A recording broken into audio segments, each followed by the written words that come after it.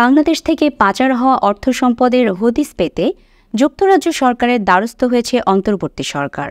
সাবেক প্রধানমন্ত্রী শেখ হাসিনা সরকারের সহযোগীদের সম্পদ যুক্তরাজ্যে পাচার করা হয়েছে কিনা তা তদন্ত করতে অন্তর্বর্তী সরকার এই উদ্যোগ নিয়েছে। বাংলাদেশ ব্যাংকের governor Ahsan H Mansur British গণমাধ্যম ফাইন্যান্সিয়াল টাইমসকে বলেছেন, নতুন প্রশাসন তদন্ত করছে যে শেখ হাসিনার সরকার বাংলাদেশের ব্যাংকিং ব্যবস্থা থেকে ১৩ বিলিয়ন বা ১,৩০০ কোটি পাউন্ডের সমপরিমাণ ২ লাখ কোটি টাকা বিদেশে সরানো হয়েছে কিনা।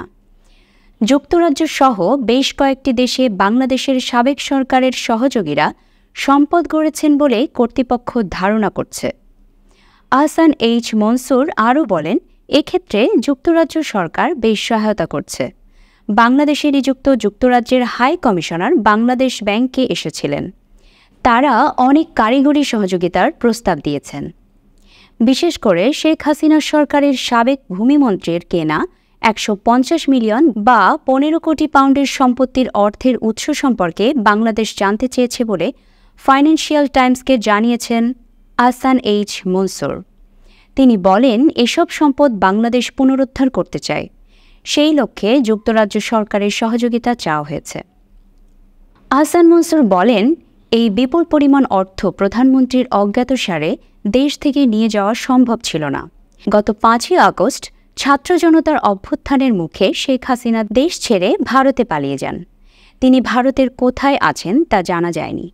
ফলে ফাইন্যান্সিয়াল টাইমসের পক্ষে তার সঙ্গে যোগাযোগ করা সম্ভব হয়নি।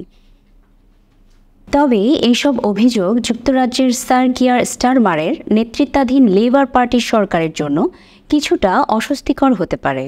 শেখ হাসিনার ভাগ্নি টিউলিপ সিদ্দিক লেবার সরকারের সিটি মিনিস্টার, যদিও এখন পর্যন্ত এমন কোনো ইঙ্গিত দেওয়া হয়নি যে টিউলিপ সিদ্দিক এসব অপকর্মের সঙ্গে কোনোভাবে জড়িত ছিলেন। এই বিষয়ে মন্তব্যের জন্য টিউলিপ সিদ্দিকের সঙ্গে ফাইন্যান্সিয়াল টাইমস যোগাযোগ করলেও তিনি সাড়া দেননি। অন্তর্বর্তী সরকারের প্রধান ও নোবেল পুরস্কার বিজয়ী ড. মোহাম্মদ ইউনূসও ব্রিটিশ হাই কমিশনারের সঙ্গে এক সাক্ষাতে পাচার হওয়া অর্থ ফিরিয়ে আনার বিষয়ে সহায়তা চেয়েছেন। মোহাম্মদ ইউনূসের প্রেস সচিব শফিকুল আলম ফাইন্যান্সিয়াল টাইমসকে বলেন, বাংলাদেশের কর্তৃপক্ষ দেশটি থেকে চুরি হওয়া ও বিদেশে পাচার হওয়া অর্থ ফিরিয়ে আনবে। সরকারের যেসব অগ্রাধিকার রয়েছে এটি তার মধ্যে অন্যতম।